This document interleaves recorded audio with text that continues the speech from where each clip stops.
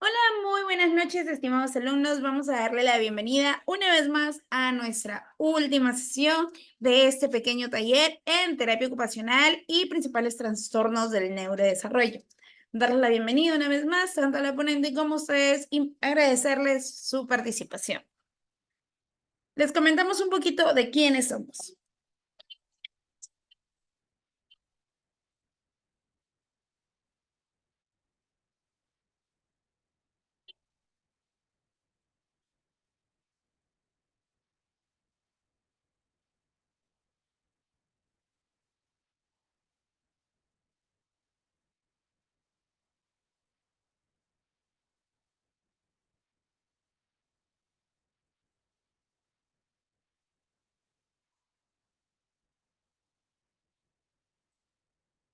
Porque aprender siempre es más. SPED es una de nuestras escuelas. Para quien nos conoce ya por nuestras marcas, pues tenemos SPED, Accedu, Latam, gestores, plans, parte del Holding 7.5 han podido observar una pequeña graduación que se lleva a cabo cuando finalizamos diplomados, ¿sí? Se nos juntan todos los diplomados, distintos cursos para poder compartir en una bonita ceremonia.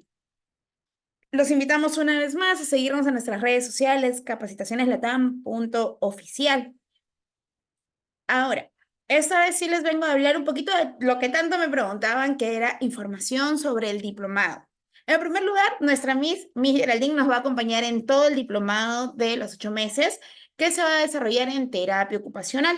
Bien, los beneficios de este diplomado como tal, pues son de igual manera un grupo de WhatsApp personalizado, esta vez sí, netamente para las personas matriculadas dentro de él, la asesoría personalizada, que somos nosotros que te brindamos pues el apoyo 24/7, el aula virtual, porque contarán con las clases grabadas posterior a la transmisión en vivo, y la certificación universitaria. Nuestros convenios o con quién puedes lograr una certificación, pues tenemos dos opciones muy buenas. Universidades nacionales licenciadas por la SUNEDU. Está entre la Universidad Nacional José Faustino Sánchez Carrión y la Universidad Enrique Valle Guzmán, la Universidad Cantuta. Ambas nos brindan pues el apoyo del diplomado y especialización como tal. Los beneficios son el aula virtual, la plataforma Zoom y la clase grabada, como le comento, posterior a la transmisión en vivo. Ahora, en tema de costos, este es un costo real, ¿sí? Este es un costo que directamente se cumplía sin ningún tipo de promoción. Tenemos un beneficio actualmente para las 10 personas que deseen inscribirse en el diplomado completo, que sería de 230, matrícula 100 soles y módulo 130. Bien, este es un beneficio para la inscripción únicamente con una muy buena adicional. Te estamos regalando actualmente un curso de manera sincrónica que tiene un valor de 1,440 totalmente gratis. Puedes escoger entre cualquiera de estos cursos que se te carga netamente en tu plataforma virtual completo para que lo puedas llevar sin ningún problema.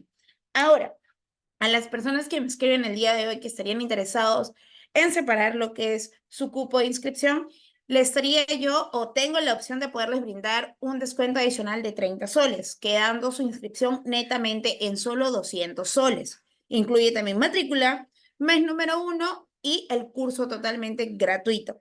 Sí, yo quedo al pendiente de igual manera para poderlos ayudar. Y como siempre les digo, chicos, por seguridad, nosotros manejamos únicamente las cuentas del Instituto de Desarrollo Profesional para cualquier tema, sea certificados, diplomados, especializaciones, para poder evitar el tema de que, señorita, me escribió una persona X y me está pidiendo dinero. Por favor, tengamos mucho cuidado. En todo caso, Miss, yo me quedo con ellos ya después de terminar la clase. Le doy pase para poder continuar. Muchas gracias. Gracias, Vanessa. Muy bien, excelente. Espero contar con su participación, que se matriculen en la especialización y aprender, ¿no? Mucho más acerca de trastornos del neurodesarrollo. Por favor, Vanessa, ¿podrías compartirme la pantalla? Sí, Miss, le paso Ahí foto. está. Muchas gracias. Muy bien, entonces, continuando, hoy día es nuestra tercera clase.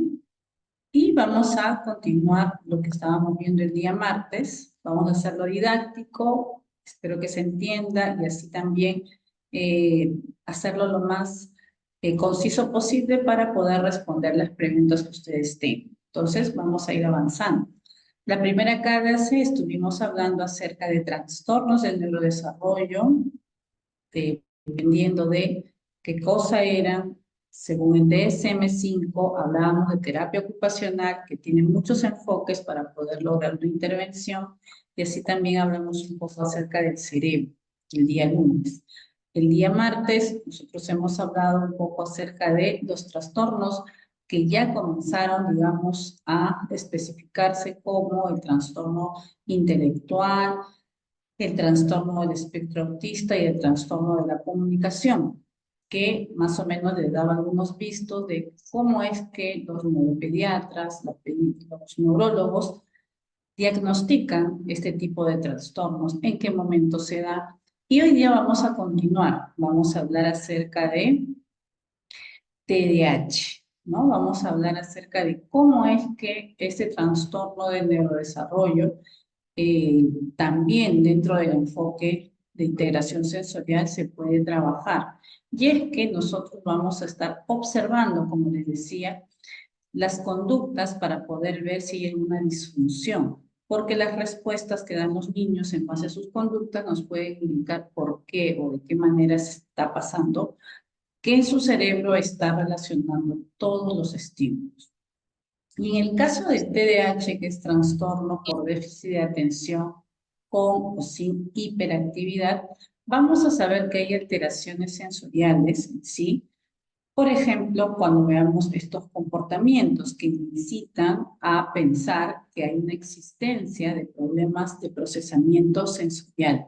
Por ejemplo, es un niño desorganizado o una niña desorganizada, tiene dificultad para concentrarse en una actividad, choca dentro de su ambiente en el sentido de que la parte física siempre está en contacto con cosas, se tropieza, también es a veces un poco torpe o tiene mal equilibrio o tiende a tener accidentes, porque no controla la impulsividad y así también no controla partes de su cuerpo, como hablábamos el día martes, ¿no? Acerca de sistema propioceptivo, sistema vestibular, que está muy relacionado con los músculos, está relacionado con la propiocepción y con la parte del equilibrio.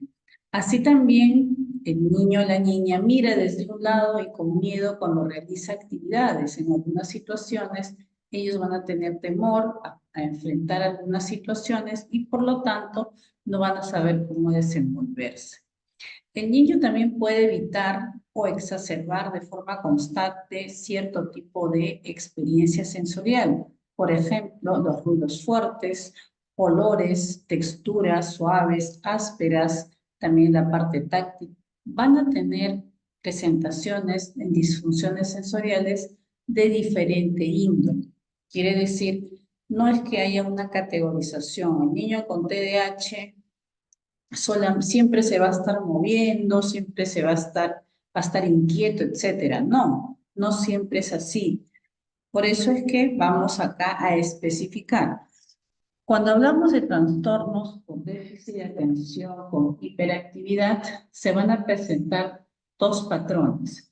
Cuando hablamos de dos patrones, quiere decir que estas se van a presentar sí o sí dentro de la sintomatología por TDAH. Entonces, el especialista, el médico, el doctor, va a buscar estos patrones. El patrón persistente de inatención y o hiperactividad e impulsividad que interfiere con el funcionamiento o el desarrollo que se caracteriza por, uno es la inatención. Este trastorno, dice, ¿no? Trastorno por déficit de atención. Todos en sí van a presentar una falta de atención y también hiperactividad, pero hay algunos en los cuales se va a prestar más a la hiperactividad, o sea, se van a dar cuenta más que hay cierto grado de hiperactividad más que de atención, vale decir, sí, escuchan, están atentos, pueden responder, mientras que otros no prestan atención, están totalmente distraídos, pero no tiene mucha hiperactividad, no se mueven, solo que se paran, están acostaditos, se paran, van al otro lado, pero no es constante. ¿Por qué? Porque se van a presentar en diferente grado. Y también van a ver las dos presentaciones. Va a ser tan distraído como hiperactivo. Entonces, van a ver estas especificaciones. Pero en cualquiera de estas, lo que sí se va a presentar es la inatención y la hiperactividad. Cuando hablamos de inatención, el que diagnostica este trastorno tiene que considerar esto. Por ejemplo, 6 o más de los síntomas que se van a presentar aquí durante al menos 6 meses, afectando directamente las actividades sociales, académicas y laborales. Quiere decir que de estas 10 casi aproximadamente conductas o actitudes, por lo menos 6 tiene que ser. Si no, no consideran la inatención como parte de este diagnóstico. Por ejemplo, una presentación clínica de falta de atención que se hace a través de evaluaciones, no presta atención a los detalles o comete errores por descuido, tiene dificultad para mantener la atención, parece no escuchar, tiene dificultad para seguir las instrucciones hasta el final, tiene dificultad con la organización, evita o le disgustan las tareas que requieren un esfuerzo mental sostenido, pierde las cosas, se distrae con facilidad, es olvidadizo para las tareas. Todas ellas, en tanto que sean 6 a más, y que éstas se hayan presentado por lo menos durante 6 meses seguidos y que afecte directamente en sus actividades diarias, ahí se considerará que sí hay una inatención. Imagínense que presenta las 6, pero solamente va 2 meses así y solamente lo hace en el colegio. En la casa no, en la casa es tranquilo, hace caso, hace sus cosas, etc. No tiene o no guarda relación con la presentación de esta sintomatología, pues descarta la inatención. Tiene que cumplir eso. Otro es que hay una hiperactividad e impulsividad y también tiene que cumplir por lo menos 6 o más de los síntomas que se han mantenido durante al menos 6 meses, afectando directamente las actividades sociales y académicas o laborales. Por ejemplo, ahí vamos a ver 9, y de esos 9, 6 a más deben de presentarse para decir que hay una impulsividad en ese diagnóstico. Por ejemplo, mueve o retuerce nerviosamente las manos o los pies, o no se puede quedar quieto en una silla. Tiene dificultad para permanecer sentado, corre o se trepa de manera excesiva, agitación extrema en los adultos, dificultad para realizar actividades tranquilamente, actúa como si estuviera motorizado.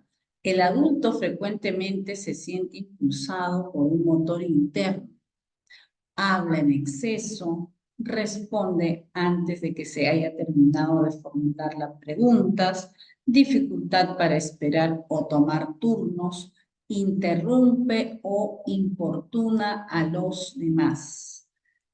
Entonces, tiene que cumplir de esas 6 por lo menos que hayan pasado por 6 meses y que afecten actividades que hacen en casa, actividades que hacen en el colegio, en la calle, etc. Por eso es que el especialista o el doctor siempre va a preguntar a los padres o a los cuidadores, ¿cuándo lo hace? ¿Desde cuándo está así?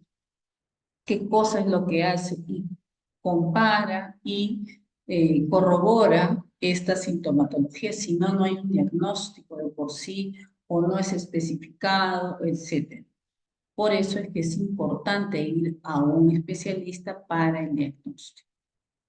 Eso hablando un poco del TDAH. Y aquí vamos a ir a un trastorno específico del aprendizaje, que también es parte de los trastornos del neurodesarrollo. Cuando hablábamos del DSM-5, hablábamos que antes había un DSM-4. Y en este caso, cuando había el DSM-4, habían trastornos del aprendizaje, así se llamaba. y decían trastorno de la lectura, trastorno del cálculo, trastorno de la expresión escrita, trastorno del aprendizaje no especificado. Entonces, en vista de que era de esta forma, ya haciendo investigaciones, se ha cambiado la denominación y también las especificaciones. Ahora se llama trastorno específico del aprendizaje y se especifican con dificultad en la lectura, con dificultad en la expresión escrita y con dificultad matemática. Y cada uno de ellos especifica la gravedad: leve, moderado y grave. Ya no hay trastornos de cada uno, sino específico del aprendizaje y con dificultad en alguna parte, digamos, de las áreas de estas materias.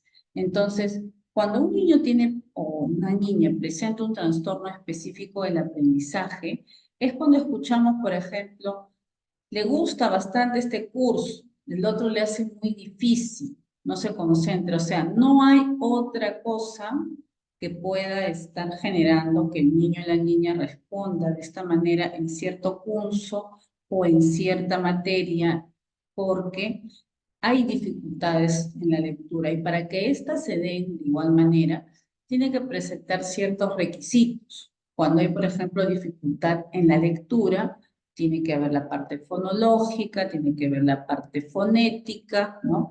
El sonido de las letras, cómo es que las caracteriza cada una de ellas en las grafías. Todo eso tiene que estar confluido para que realmente haya una dificultad en la lectura. O si no, muy bien lee, no tiene ningún problema, pero hay una dificultad en la escritura. No hay una linealidad en las vocales o en las consonantes en general con las letras.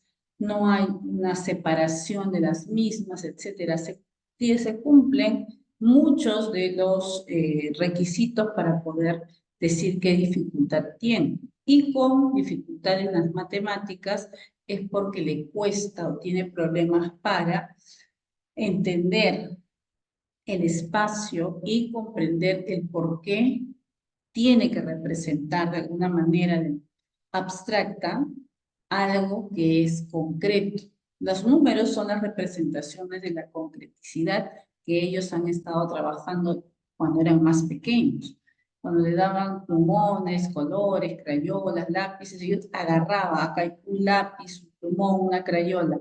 Ahora eso, ya con mi pensamiento un poco más preoperacional, se entiende que estos lo pueden reemplazar a través de grafías, en este caso números. Y ahí comienzan las dificultades. Si es que presentase un trastorno de esta naturaleza, sería específico de aprendizaje con dificultad en matemáticas. Y en cada uno de ellos hay grados, leve, moderado, grave. Y eso ya lo ve obviamente el neurólogo.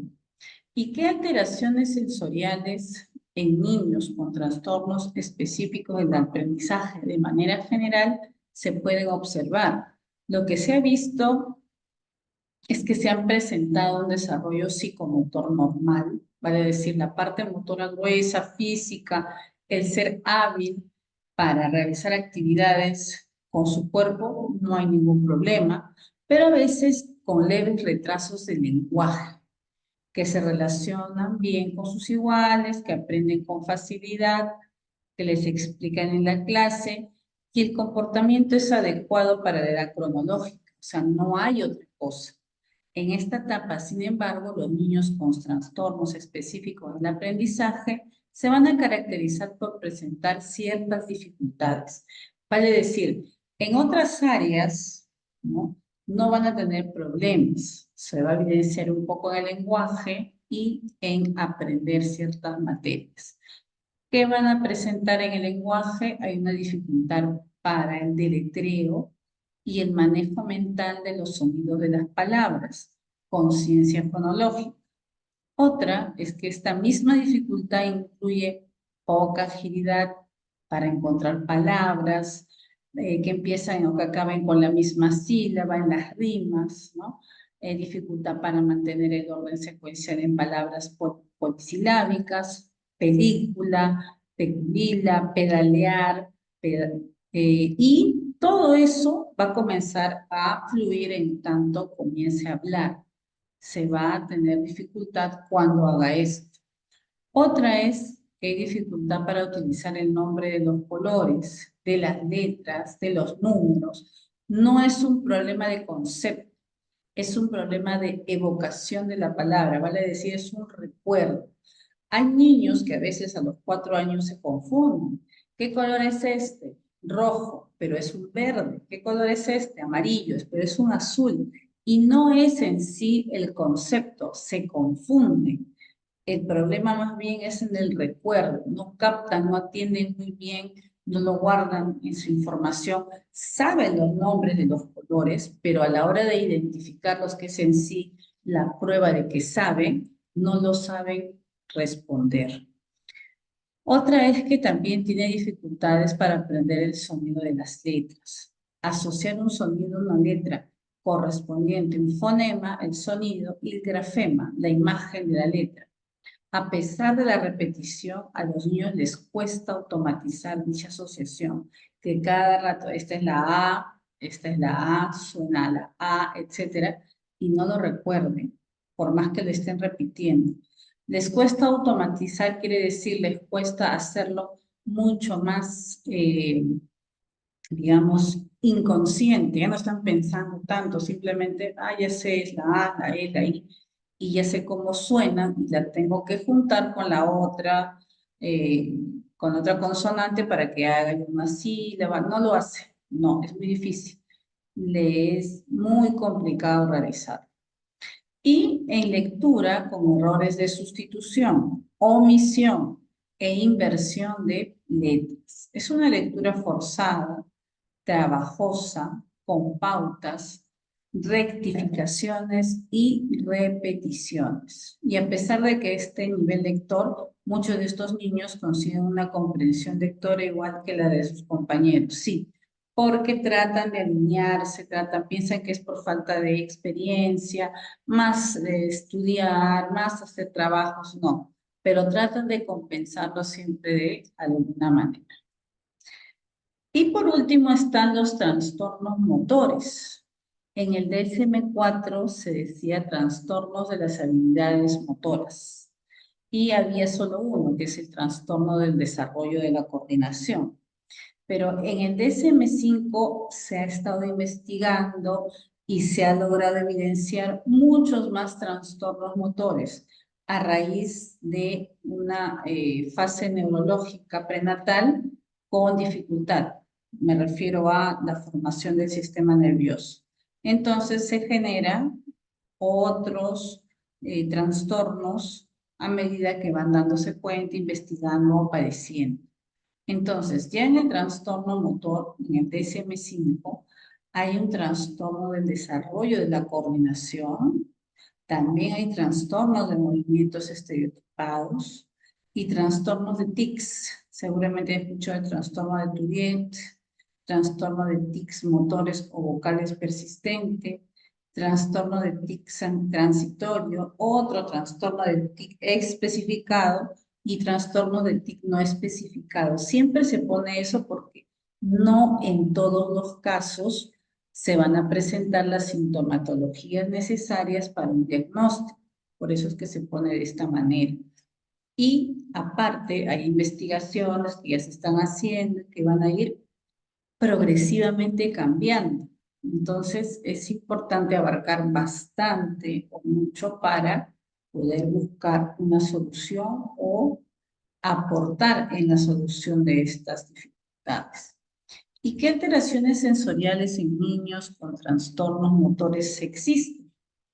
En realidad son muchos. Hay tics, hay respuestas eh, motoras, síndrome de Tourette, síndrome de eh, las manos, etcétera. Una serie de presentaciones, pero lo que nosotros tenemos que saber es qué alteraciones sensoriales hay en niños con trastornos motores. ¿Se dan en el embarazo? ¿Tiene que haber un cierto cuidado para evitarlo? Sí, hay un cierto cuidado Ada, es una muy buena pregunta, pero también hay que considerar los factores. Cuando veamos en la segunda clase y en la tercera clase del primer módulo, se va a hablar mucho de cómo se forma el sistema nervioso y en la tercera se habla de las disfunciones. Las disfunciones sensoriales se deben a muchos factores. Miren, no es que la mamá, generalmente, que es la que sabemos que lleva al bebé en el vientre, tenga la culpa. Eso no es verdad, no es justo y no es, digamos, la causa. Cuando hay un niño o una niña con trastorno del neurodesarrollo, hay muchos factores que han hecho que un niño, una niña nazca con esta condición. No es única, depende de mucho. Uno es, obviamente, el cuerpo de la mamita y el momento en el cual este proceso de formación del sistema nervioso se está dando. El contexto o el entorno en el cual la mamita ha estado en ese momento. Tal vez ha tomado algo, tal vez ha comido algo, etcétera. La parte emocional, psicológica, etcétera. ¿Qué más? Otros son factores genéticos, ¿no? Tal vez papá, abuelitos, mamá, abuelitas tengan algún trastorno de neurodesarrollo no diagnosticado, que obviamente, saben, hace muchos años no se veía esto y no se tomaba mucha atención. Y el ser humano compensa. Y de alguna manera digamos, de alguna manera, responder de una manera más adaptativa. Pero estos, si son genéticos, son un factor y se puede presentar en el nieto y pueden nacer con una condición, con un trastorno del neurodesarrollo. Y también es un, digamos, agregado a que pueda tener algún trastorno debido a la genética. Otros son factores teratogénicos, vale decir, en el momento del nacimiento, que a veces hay complicaciones y que pueden generar en algunos casos estos trastornos, pero, o sea, tendría que ya haberse visto desde antes del nacimiento qué factores estuvieron ya, digamos, generándose de alguna manera, sobre todo en la formación. El que está calando más, porque todavía es una investigación, hasta ahora no se sabe qué es lo que genera el TEA. Hasta ahora no se sabe eso.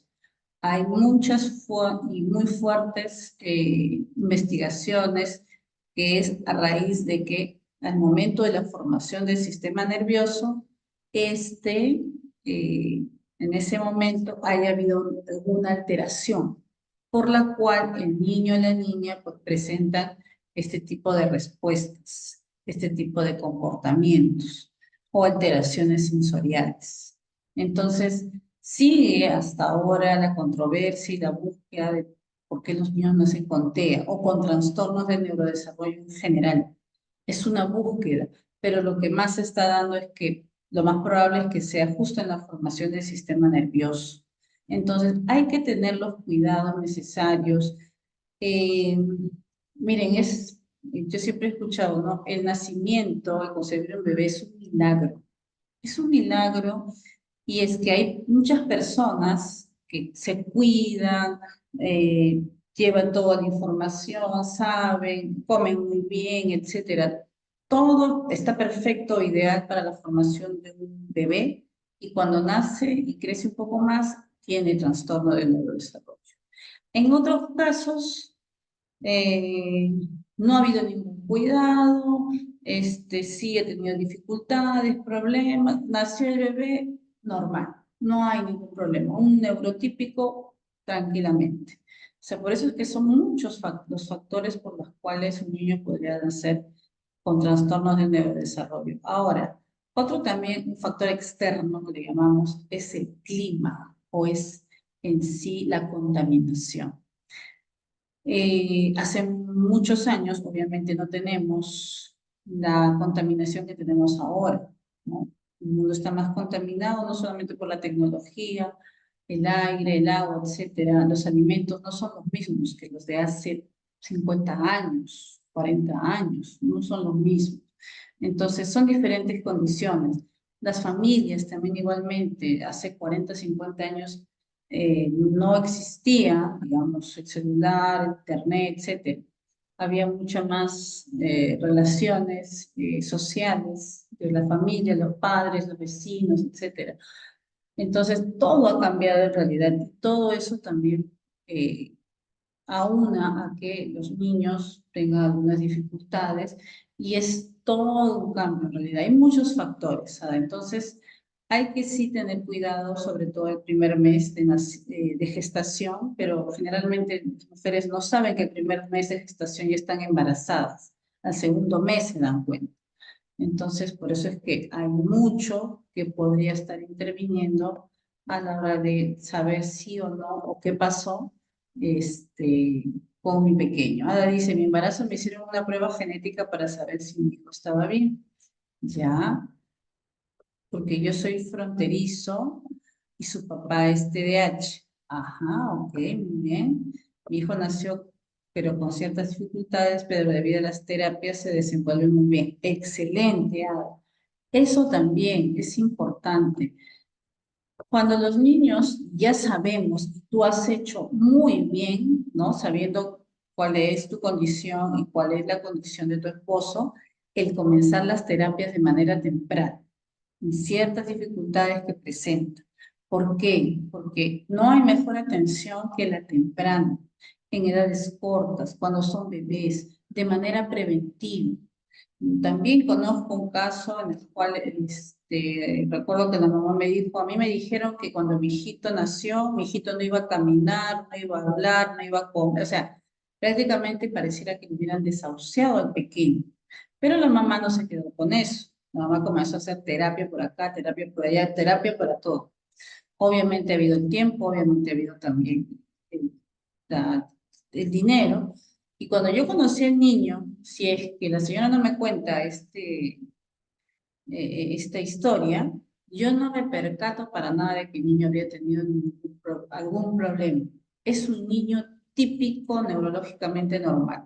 Sí, tiene algunas, digamos, como que distracciones, es un poquito lento para moverse, pero es dinámico, juguetón. Me refiero a que para hacer cosas específicas en la parte motora tiene que pensarlo todavía, etcétera, pero es un niño típico, normal, digamos así. No se me ocurría pensar que tenía un diagnóstico de esa naturaleza. ¿Por qué? Porque la señora aprovechó y dijo, voy a hacer las terapias, voy a intervenir desde muy pequeñitos, porque ya mientras más temprano se haga, mucho mejor es la respuesta. Un niño con TDAH es recomendable que asista a un colegio especial o normal. En la educación básica regular, si es un niño con TDAH leve o moderado, que vaya a un colegio regular. Es mi recomendación. Pero si es severo, no. Si es severo, sí necesita ir a un CEBE o a un centro educativo especial, porque ahí él necesita más apoyo. En el caso de los colegios básicos regulares, se espera, por lo menos de los docentes o las profesoras o los profesores, que tengan conocimiento de niños inclusivos y que atiendan hasta un nivel como de gravedad leve o moderada. Más ya no, porque no tienen la suficiente, tal vez, suficiente conocimiento para poder ver a un severo o un profundo y tampoco está, digamos, capacitado la infraestructura, etcétera, para poder desarrollar en ellos aprendizajes. Por eso es básicamente que no pueden en esos grados. Se podría, si estuviera realmente implementado, sí. Entonces se va a un cero. Leve y moderado, sí. Después acá me dice, es recomendable que asista ya. Buenas noches. Mi hijo tiene TEA y se frustra con cosas que no logra. ¿Cómo me puede ayudar a entender? Tiene 3 años. Y cuando niños inclusivos por aula debe haber. Los niños inclusivos por aula son dos. Dos niños inclusivos por aula. Nada más. la misma cantidad de niños que se requiere, ¿no? 25 creo que ahora están los niños por aula, 2 de ellos pueden ser inclusivos, más ya no, tendría que ir a otro salón o a otro colegio. Vamos a responderlos. ¿Los niños con TDAH o TEA están dentro de la educación? Claro, sí, niños sordos, niños mudos, ciegos, trastornos motores, niños con trastornos del neurodesarrollo, síndrome de Down, todos ellos son inclusivos. Cualquier colegio del Estado regular es inclusivo. Bueno, esa es, digamos, la política que presenta en este caso.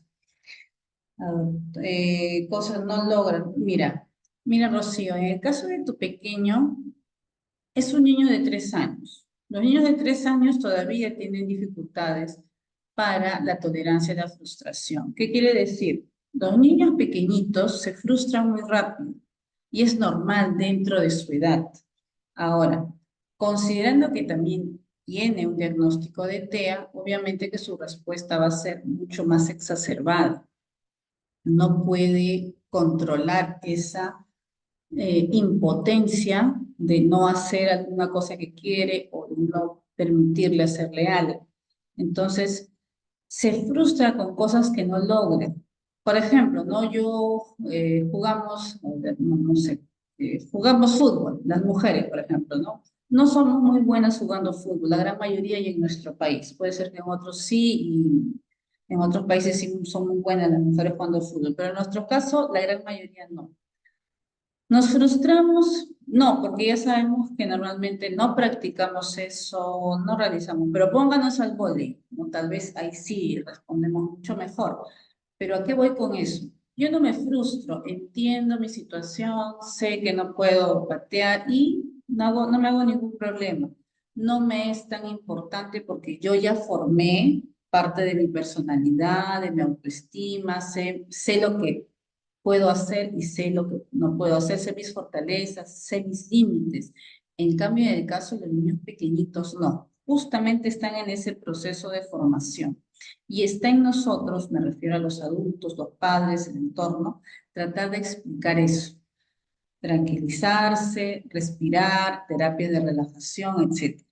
Eso es en los niños neurotípicos. En el caso de los niños con TEA, hay que ver actividades en las cuales ellos puedan manejar. Uno. Dos, hay que darle desafíos que sí puedan realizar y poco a poco, ¿no? Porque algo no le gusta, o es más, solamente está haciendo sus cubitos, está haciendo su torre, se le cae, ¡ay! Comienza a gritar, no sabe cómo afrontar eso. Y los niños con TEA no saben cómo afrontar cosas espontáneas, se frustran porque no están preparados para eso. Entonces uno tiene que enseñarles, ¿se cayó? No hay problema, otra vez se hace, otra vez vamos a hacerlo. Entonces el niño se va a dar cuenta que ante esta situación sí hay una solución y no tengo por qué, digamos, ponerme de esa forma. Y esto obviamente va a ser a lo largo del tiempo, va a ser en varias oportunidades, no es que de un día a otro va a aceptar y va a dejar de llorar o va a dejar de exacerbarse, no, es todo un proceso. Pero ese es el objetivo. Hay que considerar que es un niño, que todos los niños todavía tienen tolerancia a la frustración, pero hay que darle en el caso de él más alternativas de relajación, proponerle actividades que sí haga y frente a situaciones que no puedan afrontar porque son espontáneas, pues hay que tratar de darle o buscarle solución. Así es, Rocío. Muchas gracias. Muchas gracias. Cada niño con TDAH sí están en inclusión. Inclusivos de nombre nada más porque al final lo dejan de lado y avanzan. Sí, es cierto. Es bastante crítica, Jessica, todo esto, pero es la realidad y eso es cierto. ¿Por qué? En el caso de los niños, por ejemplo, ¿no? En el estado, niños de inicial, hay 30 niños por aula. Ahora están bajando, ahora son 25 niños por aula, pero a veces la necesidad, las direcciones también que manejan, aumentan más y no consideran a veces la parte pedagógica, que es la que manejan las docentes, y los padres, por ponerlos, a veces también no consideran que son muchos niños, y obviamente ellos tampoco no saben mucho de pedagogía, didáctica, no saben que en ese entorno es un poco más complicado enseñar. Mientras más niños es un poco más difícil. En sí, lo que hacen es, pues, los que tienen la oportunidad de aprovechar ese aprendizaje con la maestra o con el profesor, pues lo hacen. Pero los que no, no se puede. Lastimosamente, se comienza a trabajar con la mamá, mire que está distraída, mire que es distraída, que está inquieta, etcétera, pero ya están en ellos, porque no podemos hacer más, sobre todo en el caso de colegios del Estado. En los particulares creo que hay mucho menos, entonces como que hay más variabilidad, aparte que el hecho de tener otros talleres, otra currícula es en realidad hace y aporta en el caso de los niños, ¿no? Una mejora un poquito más personalizada, hay mucha más preocupación porque los papás se percatan más de los niños, digamos, de alguna manera particulares, o si no lo hacen ellos, buscan algunas ayudas extras. Pero en realidad sí, es realmente una situación difícil. ¿Cómo es que podemos mejorar eso? Ayuda de los padres, ¿no? En el Estado se busca siempre ayuda de los papás, son los únicos que nos apoyan. Sugerirles, vayan a un especialista, ¿qué le dicen? Nosotros aquí apoyamos. Y apoyándose también de todo el salón, en ese sentido, padres de familia, con sus propios compañeros también, los niños van entendiendo la situación. Entonces, es buscar agentes de solución para poder ayudar. Y ya ver cuál sería la solución efectiva, pues una política de Estado. Esa es en realidad la situación. ¿Por qué? Porque no hay suficiente a veces infraestructura, no hay suficiente tampoco dinero para estas áreas, entonces queda mermado. Pero que eso no nos deje, digamos, eh, hacer que no podamos ayudar a nuestros niños. Yo creo que sí se puede, ¿no? Hay formas de sensibilizar a los papás, a la institución educativa, para que ellos mismos busquen sus propios recursos y logren eso, y se incluya realmente como debe ser, con personas preparadas para eso, capacitaciones adecuadas, materiales e infraestructuras necesarias para todo tipo de niños inclusivos. Así es. Muchísimas gracias. ¿Y cuál es el tiempo de permanencia en el aula en vista que no son intolerantes a un tiempo largo, como son de 8 a 1? Por ejemplo, en el estado van de 8 a 12. Eso depende mucho del niño. Se va trabajando de manera paulatina. Al inicio, que le llaman etapa D o eh, 1 o 2 semanas hacen adaptación, proceso de adaptación. ¿No? En la gran mayoría de los niños entran y se van 1 hora antes, etcétera, ¿no? Ellos también podrían, y, o sea, 1 hora antes implica en el estado que van 4, 3 horitas, ¿no? Por una semana. La otra semana ya van 1 hora más. En el caso de los niños, dependiendo de la situación, a veces he visto niños TEA, niños TDAH, se van a las 11, ¿no? Ya en un proceso regular. Al inicio se van solamente están 2 horitas, de ahí se están retirando, después van avanzando 3, dependiendo de cómo está yendo en su proceso. Y eso es irregular en el sentido de que no todos los niños van a responder de la misma manera. Puede ser que uno se adapte bastante rápido, ya pueda quedarse 3 horas o hasta 4, entonces no habría ningún problema en eso. Entonces todo depende de cuál sea su progreso. Antes, a ver, acá dice Claudia, antes que lo diagnostiquen, aquí está. Ya, antes que lo diagnostiquen a mi hijito, yo me di cuenta de que su desarrollo no iba bien. 1 año más o menos empecé con sus terapias. En el momento de la terapeuta ocupacional me dijo que tenía hipohipersensibilidad. Si realmente pudo ser, no iba bien. Que tenía hiper, ahora me pregunto si realmente pudo ser así. Eh, a ver, perdón. Claudia, lo que sí, obviamente, si ha tenido si tiene una condición o tiene una presunción de un trastorno del neurodesarrollo, has estado trabajando terapias, está muy bien, pero cuando te dicen es hipersensible, es parte de, si este es un TEA, es parte de la sintomatología, si es un TDAH también en algunas situaciones. vestibular, o sea, eh, has estado trabajando eso, está muy bien, pero igual, si hay un diagnóstico de por sí, o sea, siempre va a haber, puede ser al año, a los 2 años, 3 años, pero si ya ha nacido, como te digo, con esa condición, igual en algún momento este se va a presentar y va a comenzar a tener sus sintomatologías en las conductas. O sea, no hay, digamos, un atraso en ese sentido. Simplemente hay que seguir trabajando las terapias, si es hipersensible en algo, si es hiposensible en algo, pero trabajando con terapias, haciendo las estrategias, pues se genera una mejor respuesta funcional. Y si lo has hecho a partir del año, está muy bien. O sea, si has comenzado con eso, está bien. Si es que no te preocupes si es que lo hubieras hecho antes, algo mejor. No hay problema. Mientras más temprano, mejor. Ser bien inclusivo, la escuela es inclusiva. Así es, la escuela es inclusiva. Tengo mi niño de 4 años, 9 meses con diagnóstico TEA. Actualmente tiende a esconderse las manos, no tolera, lo pongo manga larga, se pone irritable cuando le pongo manga corta, quiere ponerse polo manga larga. ¿Cómo podría ayudarle? Porque busca siempre esconder las manos, es lenguaje no verbal.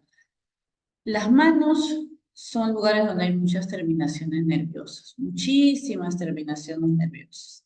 Entonces, si él le pone la mano, ¿no? De alguna manera tiende, digamos, a una sensibilidad táctil bastante, digamos, aumentada, porque las manos normalmente representan la parte táctil, no le gusta, no tolera los jugos manga corta, se pone irritable porque necesita taparlo.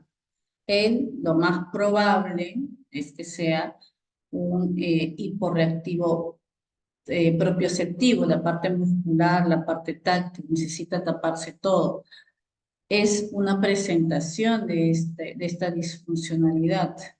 ¿Cómo es que podríamos ayudar estimulando esta parte, estimulando la parte propioceptiva y la parte táctil también para que tolere, ¿no? Porque no quiere, es bastante sensible. Hay que preparar, digamos, al pequeño para tocar ciertas cosas. Al inicio se desensibiliza. Eso significa preparar esa parte para que se estimule. A eso le llaman desensibilización. Comenzarle a tocar en sus manitos con cosas que a él le agraden primero, que le gusten.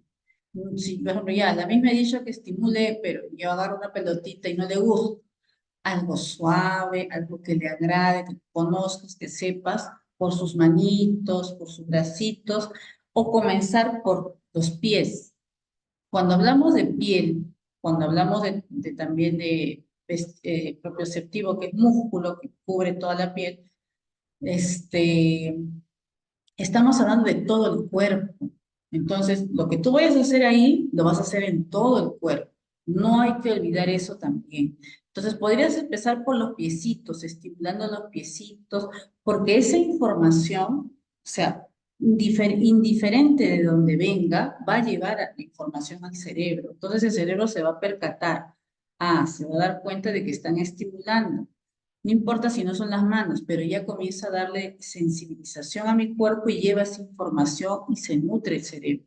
Entonces, poco a poco, desensibilizar, llevar esa información, luego hacer presiones con su cuerpo, presiones con las almohaditas, etcétera, ¿no? Para que cierta presión y logre contener su cuerpo, porque esas conductas son normalmente por disfunciones sensoriales propioceptivas y táctiles. Gracias por tu pregunta, disculpa si no pude hacer más. Los colegios particulares aceptan más de 2 niños inclusivos por aula, solo matrícula, y las profesoras no saben. Ese es el problema. Hay mamitas, perdón, hay docentes que a veces no tienen el conocimiento de cómo hacer que los niños se incluyan en el aprendizaje. Y también hay veces es desconocimiento de normativa. Lo normal sería que un niño que tenga dificultades nos lo digan los padres. A veces ya uno lo descubre cuando ya lo matricularon y está en el aula. Y ya lo tienen ahí, ya, señora, hágale una evaluación psicológica y nunca lo traen. Necesitamos una presunción, un diagnóstico para que nos ayude el SANE, para buscar algunas alternativas, pero nunca lo traen, no lo hacen.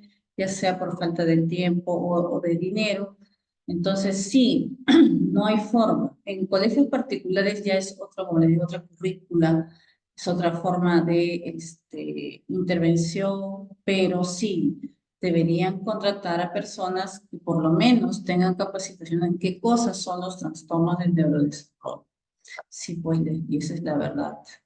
La participación de maestra sombra en estos casos, sí, sería muy bueno una maestra sombra. Ahora también se capacitan, creo, para maestra sombra.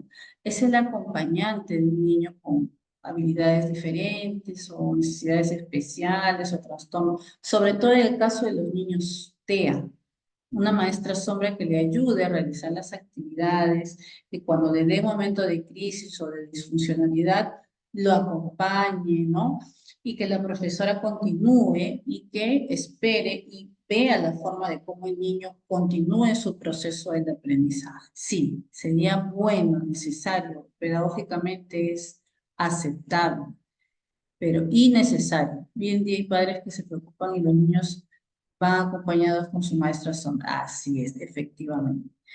Como les digo, los papás, en el caso de los particulares, o en algunos casos en estatales, no pueden a veces por trabajo, pero mandan a personas que sí conocen, a un familiar que haga la función de maestra sombra. Así es. Cuando un niño habla despacito, ¿cómo se le puede ayudar? Me imagino que cuando dices despacito, es porque habla lento, y me imagino en voz baja. Ya. En el caso de los niños que hablan así, uno puede ser por denotar timidez, introversión, ¿no? Otros es porque no les gustan los ruidos fuertes y comienzan a hablar de esta manera y solamente queremos que hable con un tono adecuado, o sea, que se les escuche. Te puedes, dependiendo de la edad, ¿no? Hablarle normal, ¿no? Incentivarlo, motivarlo de alguna manera para que lo diga más fuerte. ¿Cómo me dijiste? Ah, muy bien. Algunos hablan normal, por ejemplo, yo tengo niños que a veces hablan, cuando están con sus compañeros gritan, hablan, pero cuando quieren participar o decir algo en público delante de sus compañeros, no dicen nada. Solamente le dicen a la profesora, escuchamos, ah, ya. Obviamente hay un grado de inseguridad o timidez. Entonces, hay que darle motivación, hay que darle seguridad. Por ejemplo, se puede trabajar si es que no tiene ninguna dificultad o trastorno del neurodesarrollo, que comience a cantar, que cante. El canto de por sí tiene cierto nivel de voz. Una canción que le guste, una canción que le agrade, o mientras va bailando, si le gusta bailar, que cante. Y comenzar a hablar con un tono normal, que no haya ninguna dificultad, pero sobre todo, también puede ser por inseguridad, ¿no? Darle la seguridad, la confianza adecuada para que él o ella pueda hacer esa actividad. Gracias. Capacitar a nuestros programas. Así es lo mejor que podemos realizar. Tiene 2 añitos, Gina dice, él tiene muchísimo contacto visual con nosotros en casa, pero con gente o niños de fuera es poco, los mira poco, no busca juego, pero sí los hacen jugar, si los siguen. ¿Usted ve alguna dificultad ahí o no hay que preocuparse cómo debería incrementar esa área social? Para mí, así, es un niño típico normal. Es un niño de 2 años. Tiene contacto visual, imagino que habla, ¿no? Los niños de 2 añitos hablan, ¿ya? No con tantas palabras, pero sí, ya debe hablar. Tiene contacto visual con los demás, pero con la gente de afuera no. Y eso sí, es normal también. Los niños son normalmente sociales, pero tienen miedo cuando ven gente extraña. Es más, eso aparece aproximadamente a los 8 o 9 meses, y eso es muy cierto. Yo lo leía, pero cuando tuve a mi sobrinito, lo dejábamos al cuidado de alguien desde los 5 meses más o menos. 5 meses, 6 meses, 7 meses, normal me iba, pero cuando ya cumplió 8, ya lloraba, o sea, se daba cuenta que se quedaba con alguien que no era parte de su familia. Entonces, sí, es cierto, por experiencia lo digo, y a los 8 meses ya ellos saben que es un extraño, y sí, obviamente hay otro tipo de conductas. Cuando ya ven cierta confianza, bueno, no busca juego, pero sí lo hace jugar, sí lo sigue. Yo hasta ahora no veo digamos, algo que tuviera alguna dificultad. A eso sí me gustaría saber si habla o no habla, porque el lenguaje también me va a decir mucho.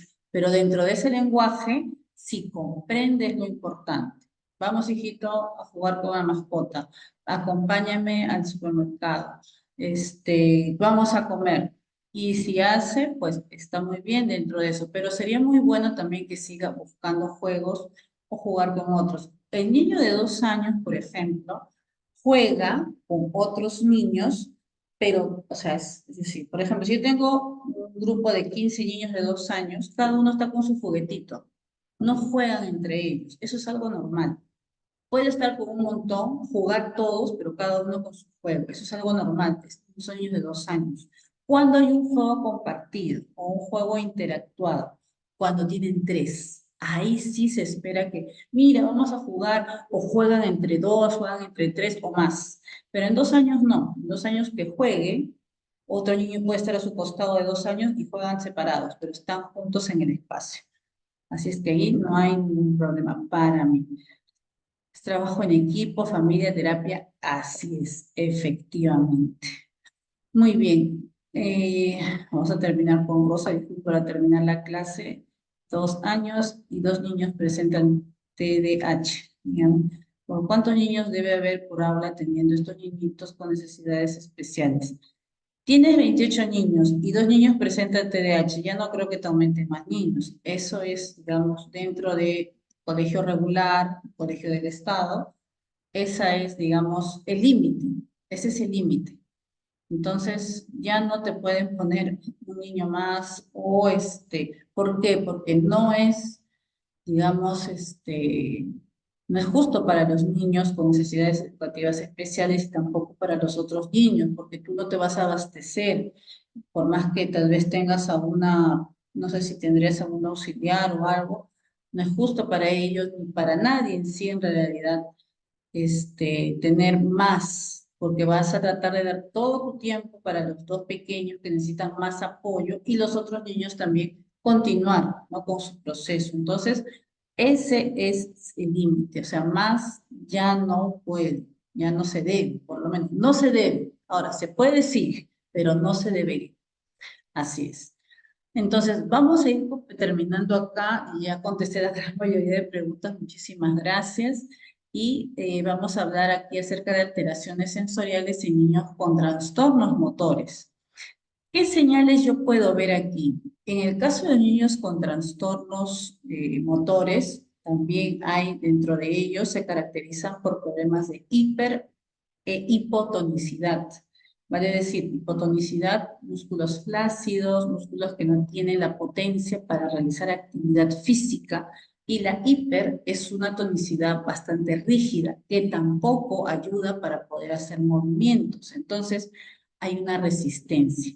Los niños con problemas posturales también pueden tener dificultades en tareas de movilidad fina, ya que éstas requieren la estabilidad del tronco, es decir, una posición estable y adecuada. Algunas señales pueden alertar para saber si su hijo tiene trastornos posturales. Estas implican algunas alteraciones sensoriales. Por ejemplo, realiza movimientos lentos, es reacio a moverse, hay dificultades para desplazarse en superficies irregulares, vale decir, se cae, se concentran en mantener una posición estable, es difícil, te cuesta, al igual que subir escaleras, subir una acera, etc. Y tiene una mala coordinación bilateral, vale decir, no puede utilizar las dos manos juntas al mismo tiempo, por ejemplo, tocar maracas, tocar palitos con al tambor, etcétera, es difícil. Y algunos niños afectados por trastornos posturales tienen a veces baja autoestima. Eso también se va a ver. Y poca confianza en sí mismos. Por eso tienden a jugar solos, no pueden seguir físicamente a sus compañeros. Por lo tanto, hay que cuidar para que el niño no se aísle socialmente. A veces busca eso por evitarse malos ratos, por evitarse sentimientos negativos, por no querer, digamos, que alguien nos rechace. Entonces, ese es uno de los mayores problemas cuando los niños presentan trastornos o perdón, alteraciones sensoriales que no han sido trabajadas, porque en sí quita confianza, quita seguridad y generan baja autoestima. Entonces no queremos llegar a eso. Si ven niños que tienen trastornos del neurodesarrollo, si ven niños que tienen disfuncionalidad sensorial o una falta de estimulación, pues apoyarlos de manera temprana. Yo siempre digo, nunca es tarde, si yo veo a ese niño de 10 años, 11 años, adolescentes, la actividad, el ejercicio, buscar un especialista para ayudarnos de acuerdo a las etapas sería lo adecuado. Nunca es tarde para poder intervenir. Así es, muchísimas gracias por estar aquí. Espero que les haya gustado los talleres. Una vez más, yo también les invito a que se inscriban a esta especialización y Dios mediante nos vemos en una próxima oportunidad. Cuídense muchísimo, gracias y discúlpame que no les he respondido a todas. Ahora le paso con la señorita Vanessa. Gracias. Muchísimas gracias. Gracias, Vanessa.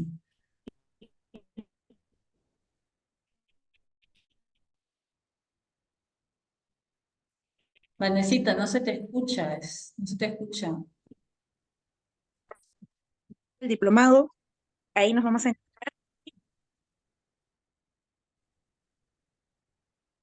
¿Ahora se me escucha? Sí, se te escucha un poquito entrecortado, pero sí se te escucha. Ahora. Genial, me creo que es un poquito... Para hacerle los más aparte de la clínica, estamos viendo ya el diplomado de para poder actuar. Y chicos, lo usted, pasándole el trabajo duro, siempre que puedan participar. Nos vemos, mis muchísimas gracias. Muy buenas noches, bendiciones. Gracias, Vanesita, a ti, cuídate mucho.